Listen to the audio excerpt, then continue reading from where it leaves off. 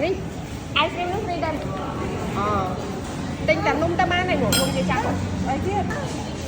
thì ô nâng tiền cô đi dần lại nga thiết